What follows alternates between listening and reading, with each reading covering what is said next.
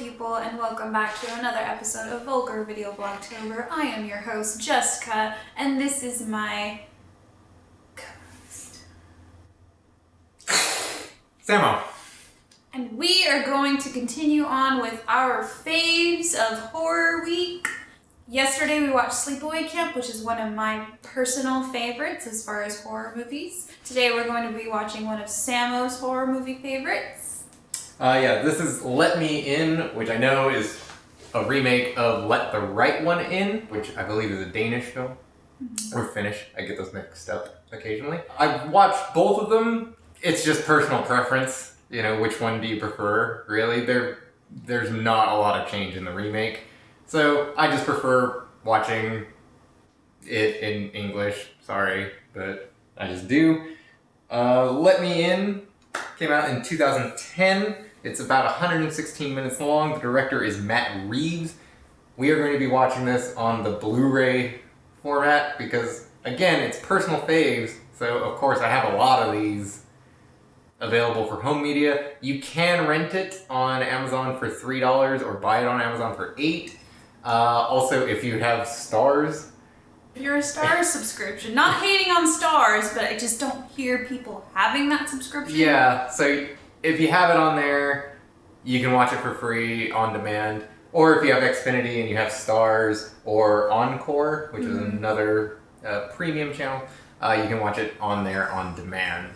So here's the gist. If you still own a Blu-ray player of sorts, whether it's Xbox, PS4, whatever things that can play Blu-ray, let's put it into a budget perspective. You can rent this movie stream-wise for like $3.99, or if you're still holding on to Blu-rays and DVDs, you could probably find this bad boy for about the same price. So if you have a local hipster-esque type of DVD, Blu-ray, CD, vinyl, video store, over here we had a Rasputin's, which was literally what I just said: CDs, DVDs, vinyl, all the old things for cheap. Yeah, so as I said, you can rent it for $3 on Amazon Prime. I picked this up at Rasputin for $4, essentially, and I have it forever. You know, if you wanted to buy it off of Amazon Prime, it's about $8, which, if I remember correctly, it doesn't really come with any sort of special features or anything if you buy it on Amazon Prime. Whereas this, we have some special features that we could go into, and maybe we'll do that at the end of the week. I'll discuss some of the special features available for the ones that we watch on Blu-ray.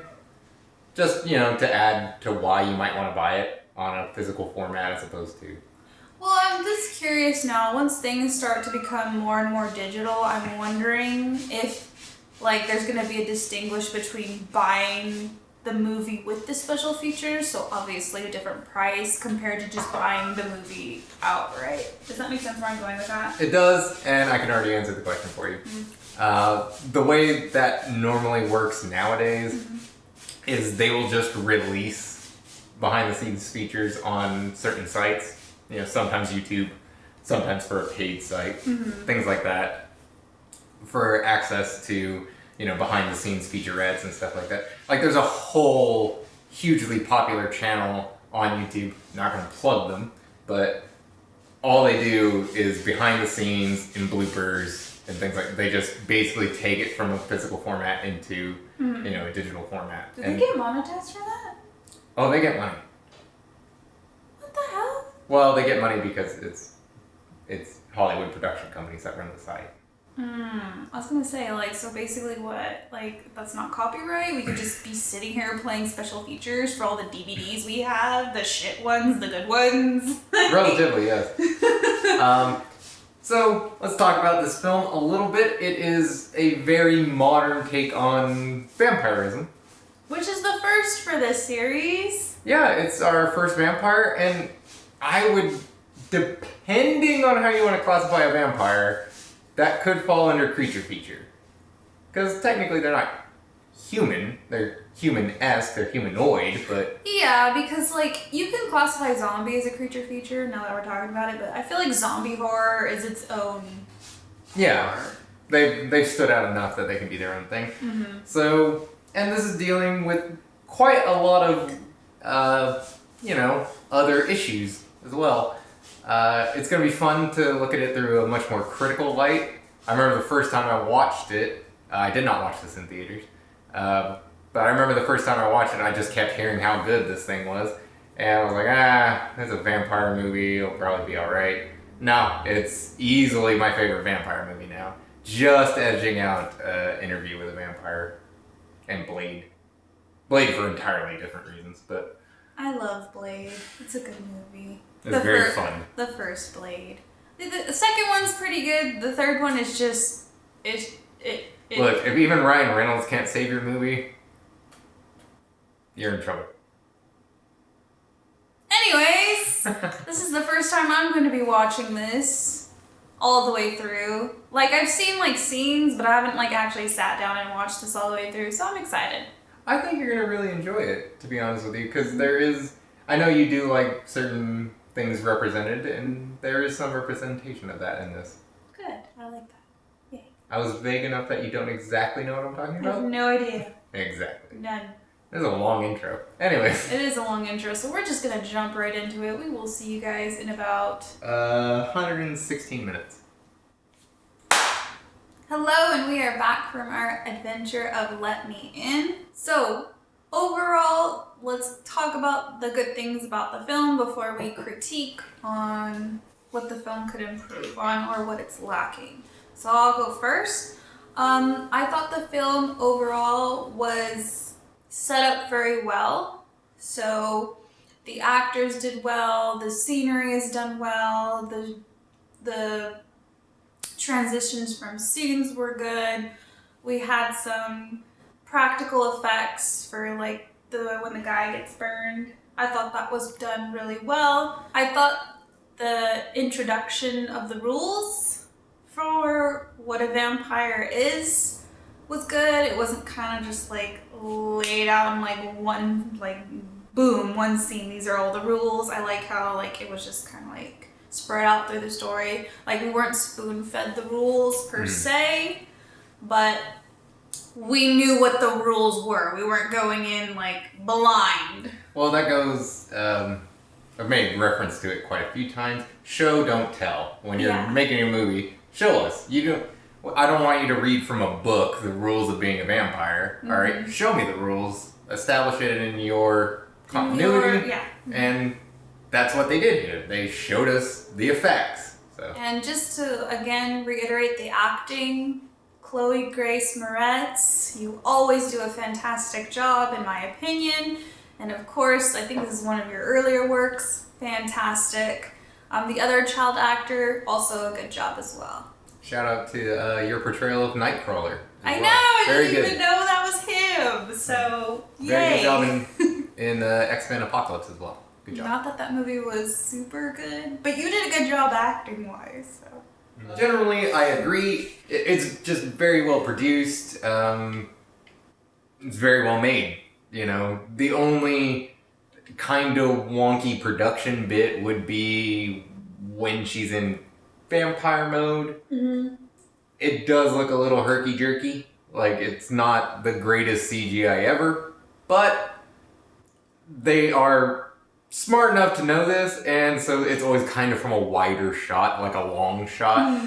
So it's kind of a cheese tactic, but it works, you know. It's not distracting, you know. It doesn't make you go like, oh, that looked like crap. You know, it's just kind of like, that doesn't look great, but that's totally fine. And again, when you got two child actors as your lead, you know, child actors are, you know, sometimes not very believable. And they are showing a wide range of emotions here, you know, mostly darker emotions, but still, you're getting a lot from them. They're giving very strong performances. And shout out to Baby Clay. You play an asshole really well. Fucking psychopath. Anyways. If you don't know who we're referencing, Clay from 13 Reasons Why, that actor, he's apparently in this. As a bully. As a bully, hilariously enough. So for the not so strong things, it's not super scary. It's not going to terrify you necessarily. Unless, you know, vampires are your niche, the thing that scares you, then, but yes. Yeah, it'll scare you. Or if little children scare you, then yes. Kids are always creepy. Except for Andy Barclay in Child's Play. He's just the cutest kid in the world, but it has a little doll who's kind of like a little kid. The doll is creepy. Chucky is creepy. But that's my only real con for it, is that it's not terribly scary, you know? But it is a horror story in general. You know, I mean, what would you call a movie that has like 9 confirmed violent deaths in it based around, you know, a supernatural sort of being? A thriller. An action thriller. I don't know. My cons for it just felt really, I don't know. We do get a lot of character development, don't get me wrong. It's just so sad and dark the whole time. It's just sad and dark. And maybe it's just me being a big ass baby and I'm just like, these characters are so sad and I can't really root for anybody because like, I know like our protagonist human child is, you know, it's not his fault that he's getting bullied. It's not his fault that it's not his fault that Chloe Grace Moretz is a vampire just killing people. Like, none of that is necessarily his fault. He is accepting of that, though. Like, and I guess it's understandable because he doesn't have any friends and, like, that is his friend. I don't know. I was expecting more. Not necessarily being scared, I just kind of was expecting more. And maybe that's just me. I like more of I wanted to be thrilled. I wanted to be like more engaged. It just seemed really somber. And I don't really particularly like movies that are super somber like the majority of the time. That's a fair point. Mm-hmm. Now we get into a little bit of spoiler talk here, spoiler story talk. So you asked me before about, you know, the older man, like what is his relationship to Chloe Grace Moretz's character, Abby.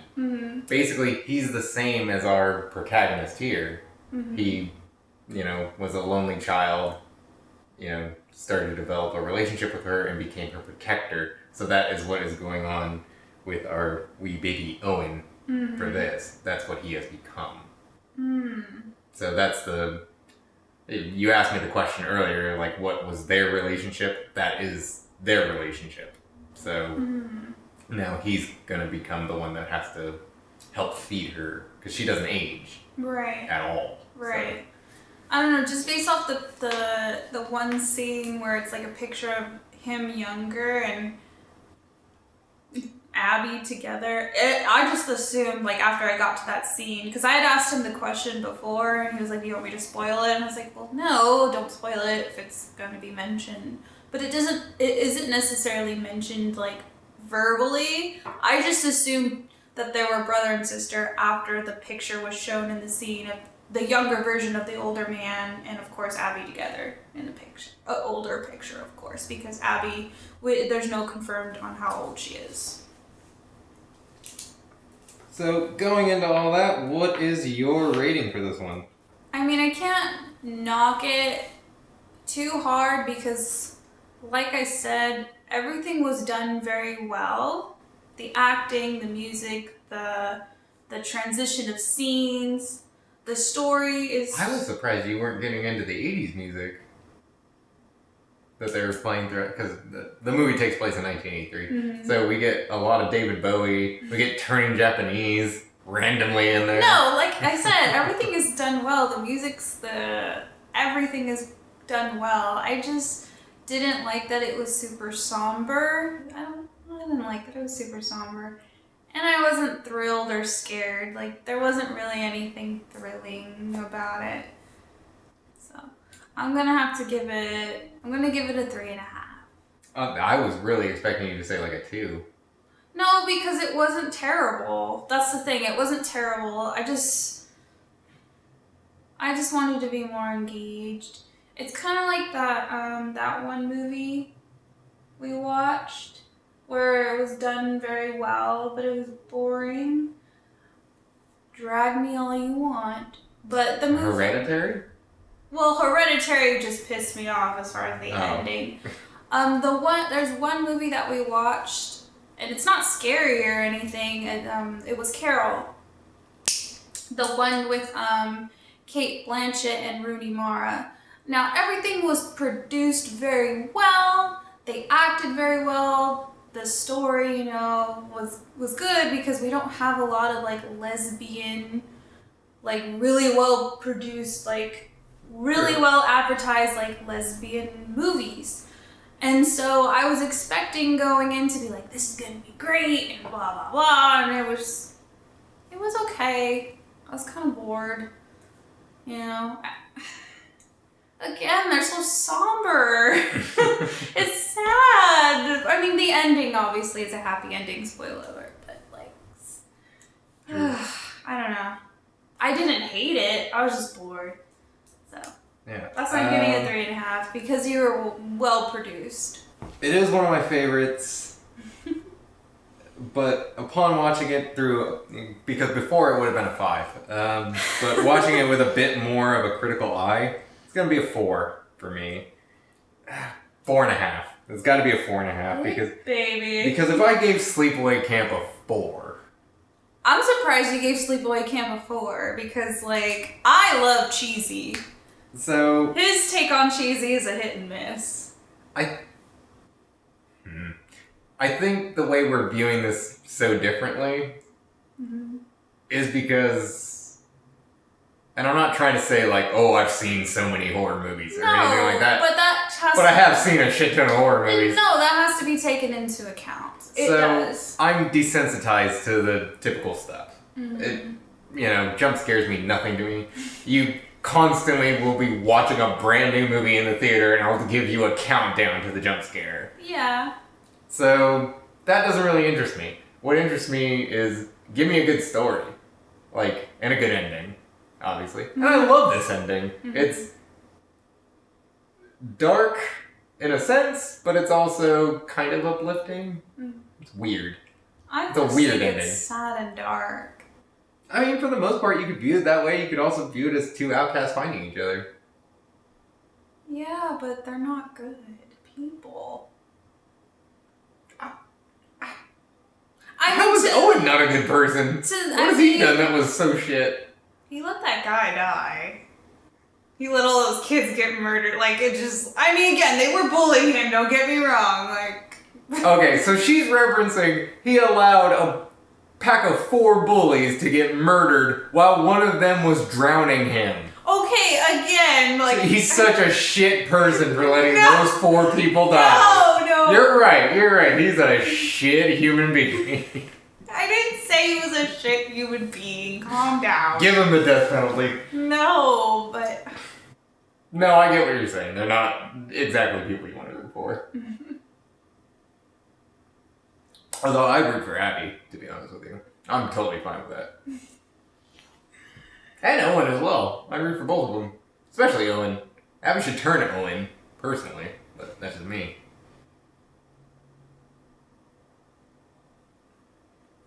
Well, I guess I was going to wrap this one up.